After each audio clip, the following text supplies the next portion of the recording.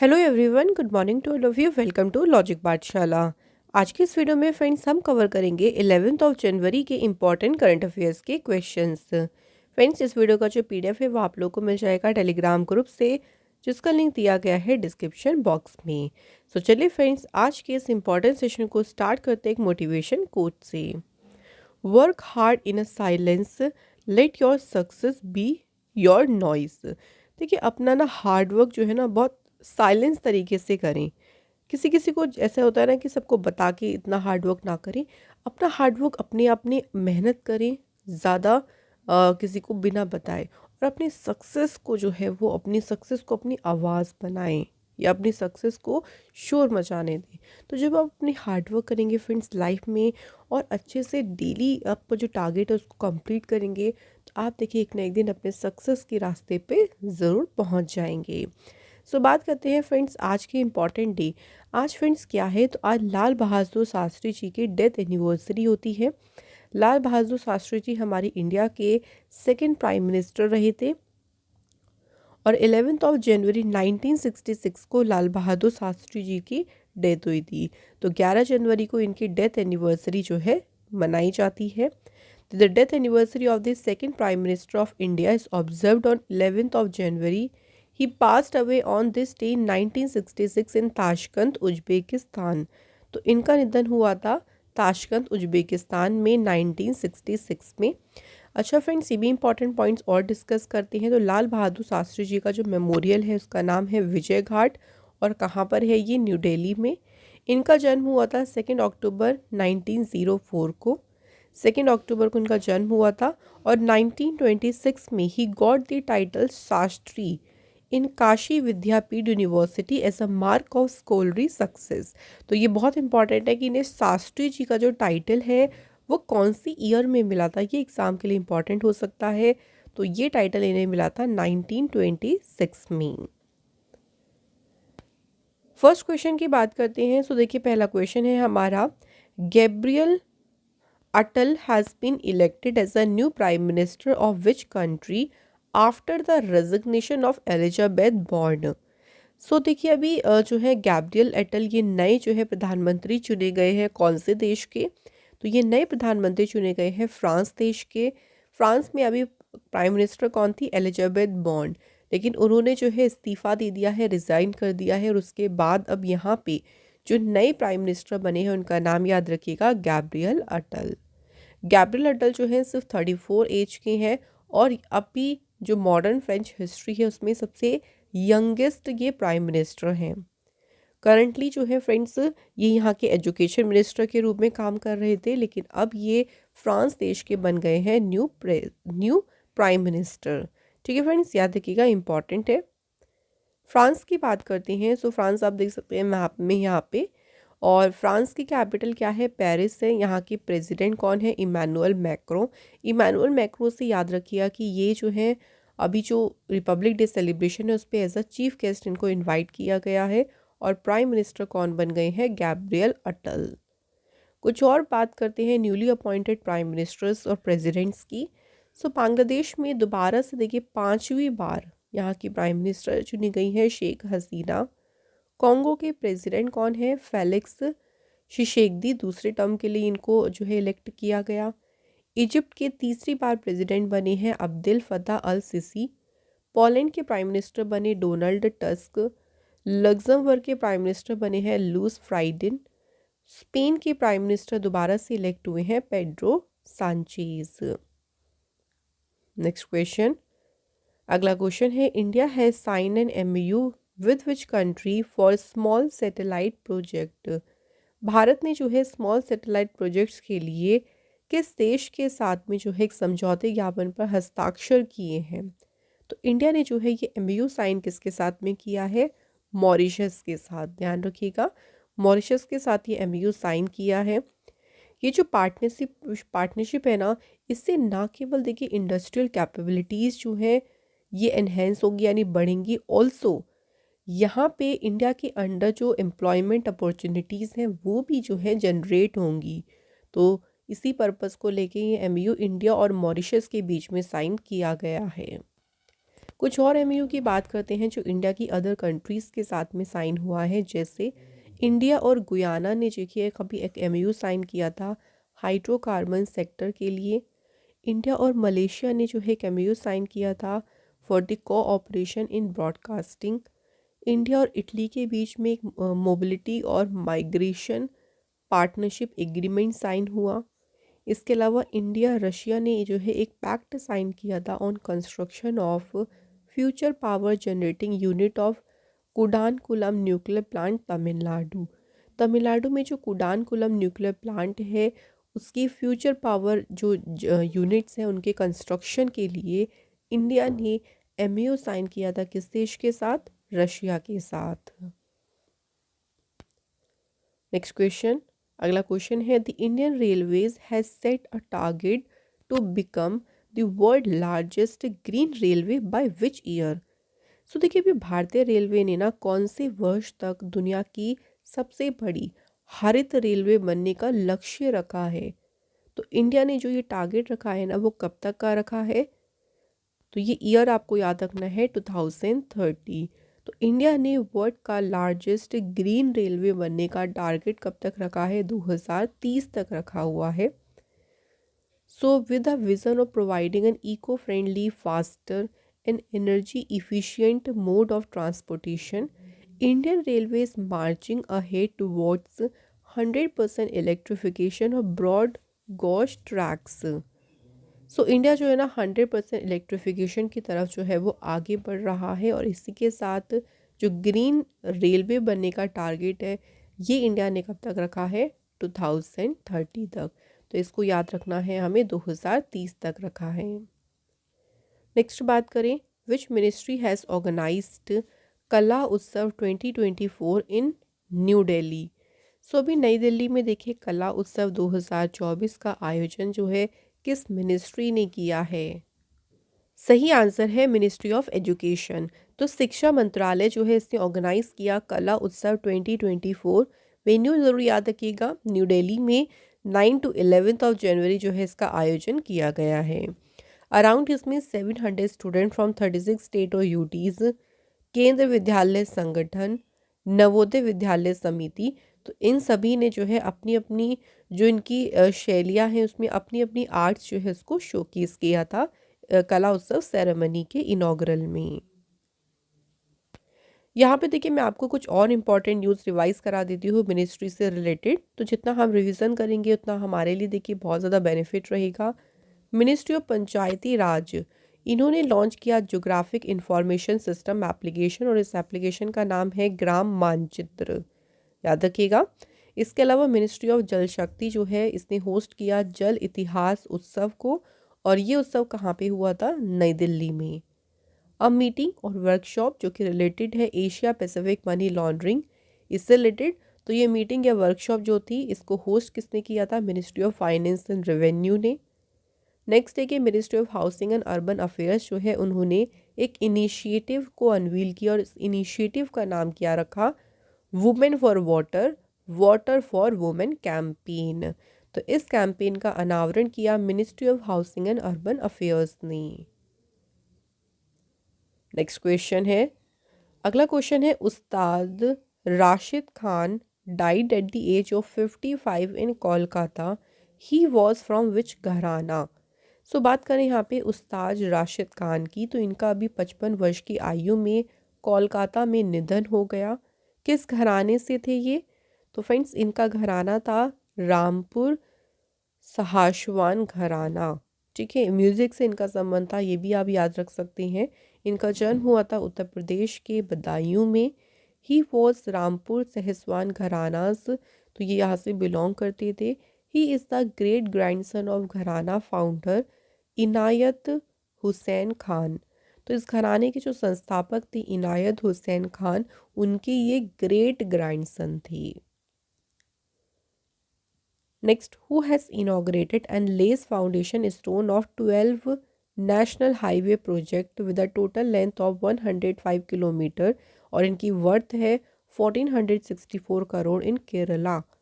सो अभी केरल में देखिए कुल 105 किलोमीटर लंबाई वाली 12 राष्ट्रीय राजमार्ग परियोजनाओं का उद्घाटन किसने किया? तो इन प्रोजेक्ट्स को इनॉग्रेट किया है देखिए नितिन गडकरी जी ने। नितिन गडकरी जी कौन है? तो करंट में ये हमारे road transport and highway minister हैं और केरल में ही इन्होंने जो है इन प्रोजेक्ट्स को इनॉग्रेट किया है। इन प्रोजेक्ट्स का मेन उद्देश्य क्या है? To enhance seamless connectivity between Tamil Nadu and Kerala. तो तमिलनाडु और केरल के बीच में जो कनेक्टिविटी है वो और अच्छे से उसको इंक्रीज़ की जा सके, और यहाँ पे जो ट्रांसपोर्टेशन है यानी ट्रैवल फ्री ट्रांसपोर्टेशन की सुविधा सुनिश्चित करना कि लोगों को ट्रांसपोर्टेशन यानी परेशानी ना हो, तो इसको सुनिश्चित करना ही इस जो ये प्रोजेक्ट्स को शुरू किए गए हैं यही इसका मेन उद्देश्य है। यहाँ पे देखिए मैं आपको कुछ और न्यूज़ रिवाइज करा देती हूँ नितिन गडकरी जी से रिलेटेड। तो इन्होंने देखिए स्टेम समिट 2023, और ये समिट हुआ था कहाँ पे? नई दिल्ली में। तो इसके 5वें एडिशन को एड्रेस किया। इसके अलावा इंडिया ज्वेलरी शॉपिंग जो फेस्टिवल था उसे लॉन्च किया था नितिन गडकरी ने। भारत NCAP यानी न्यू कार असेसमेंट प्रोग्राम को लॉन्च किया।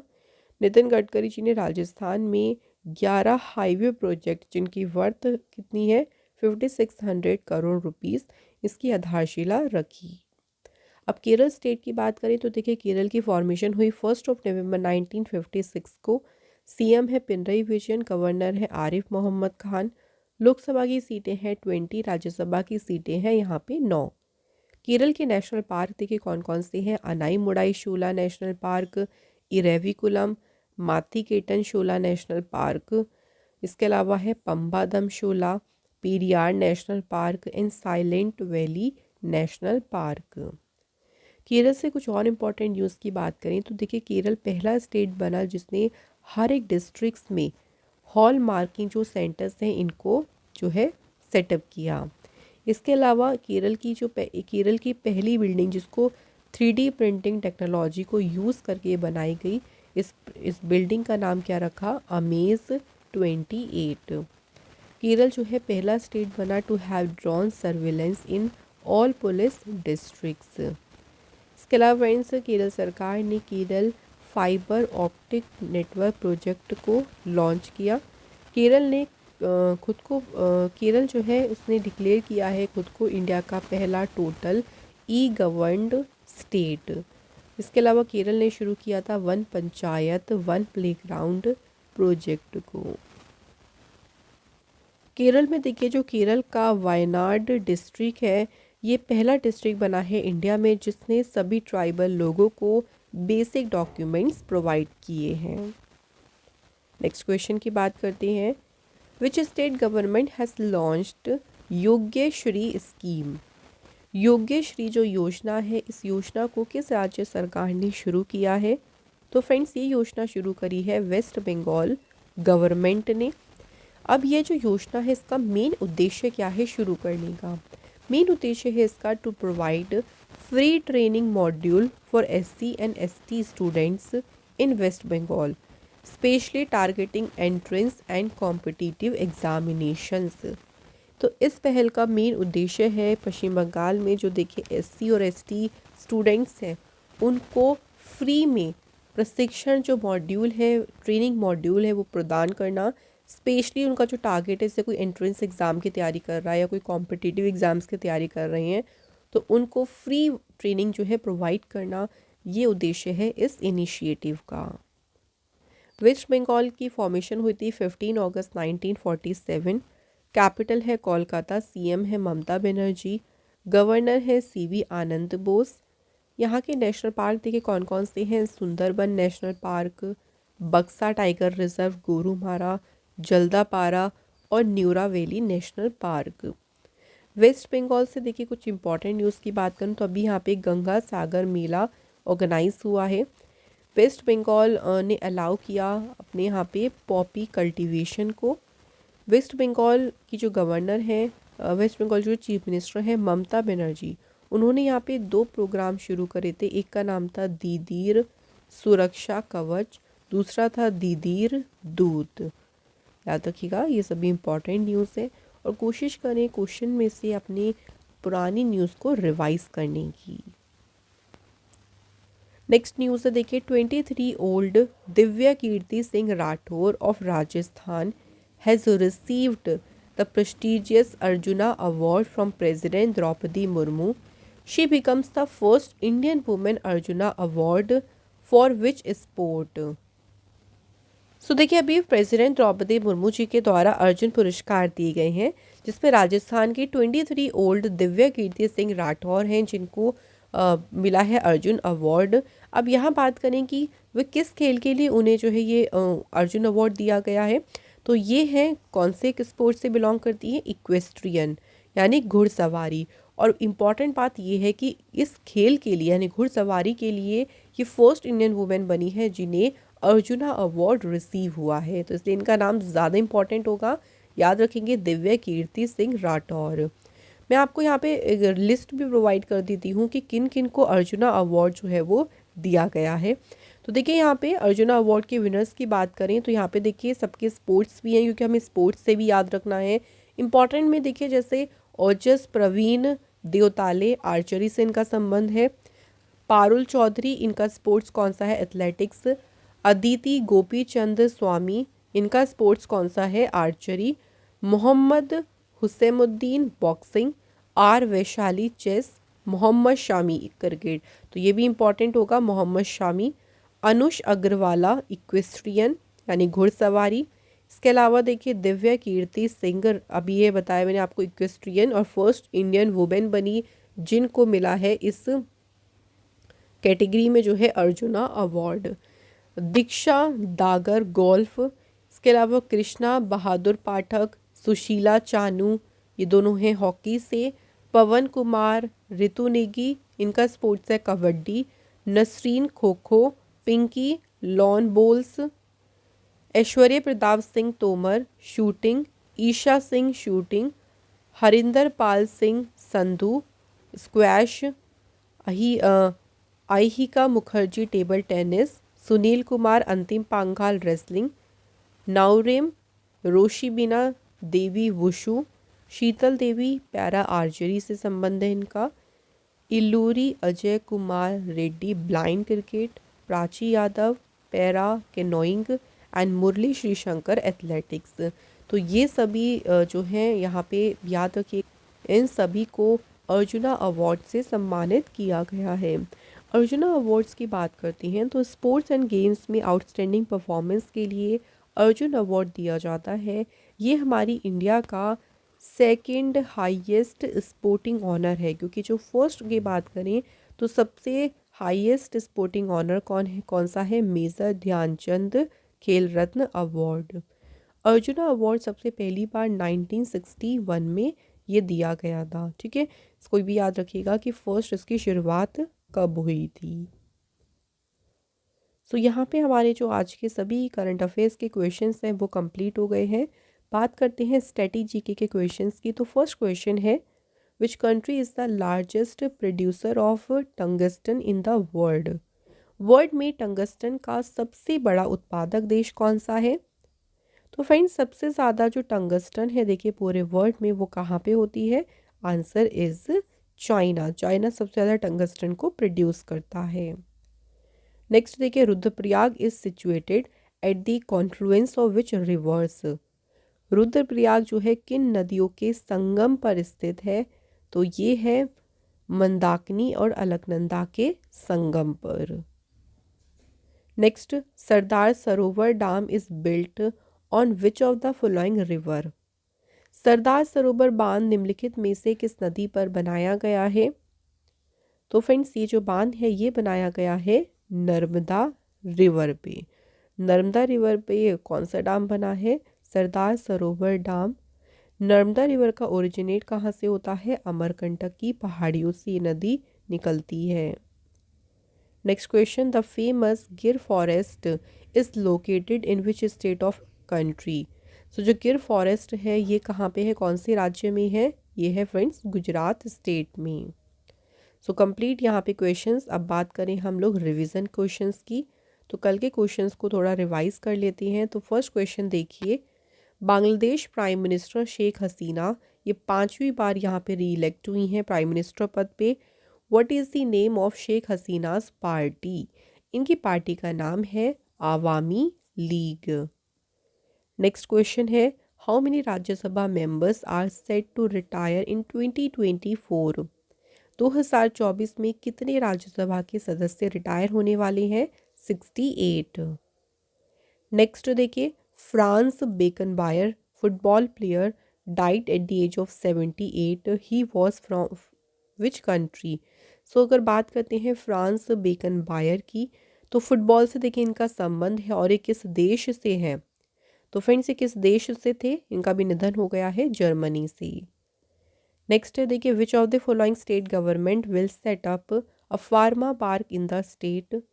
राज्य में देखिए फार्मा पार्क स्थापित करेगी Uttar Pradesh government. Next, in which of the following state has Ganga Sagar fair started? अभी गंगा सागर मेला जो शुरू हुआ है ये पश्चिम बंगाल में शुरू हुआ है। Who has been appointed as a chairman of the FAITH का पूरा नाम है federation of associations in Indian tourism and hospitality. FAITH के अध्यक्ष के रूप में नियुक्त किया गया है पुनीत छतवाल को। नेक्स्ट है कि जी राम मोहन राव, ये फ्रेंड्स किस ऑर्गेनाइजेशन के एग्जीक्यूटिव डायरेक्टर बने? तो फ्रेंड्स ये अपॉइंट हुए हैं सेबी के एग्जीक्यूटिव डायरेक्टर पद पे। Who has been appointed as the first women director general of police of Maharashtra? Maharashtra की पहली डीजीपी के रूप में नियुक्त किसे किया गया? रश्मि शुक्ला जी को। नेक्स्ट है, रेलवे बोर्ड के सेक्रेटरी कौन अपॉइंट हुए हैं? Answer is Aruna Nair, railway board की सचिव के रूप में इन्हें अपॉइंट किया गया। तो फ्रेंड्स कंप्लीट हो गए हैं सभी इंपॉर्टेंट क्वेश्चंस। बात करते हैं जो कल हमने टेस्ट के क्वेश्चन पूछे थे उनको डिस्कस करें। पहला क्वेश्चन था रविंद्रनाथ टैगोर लिटरेरी प्राइज, ये किसने जीता? तो ये जीता है सुकृता पॉल कुमार ने। दूसरा क्वेश्चन पूछा था कि चैंपियंस ऑफ चेंज अवार्ड 2023 से किसे सम्मानित किया गया? तो ये अवार्ड मिला है केजी बालकृष्णन को।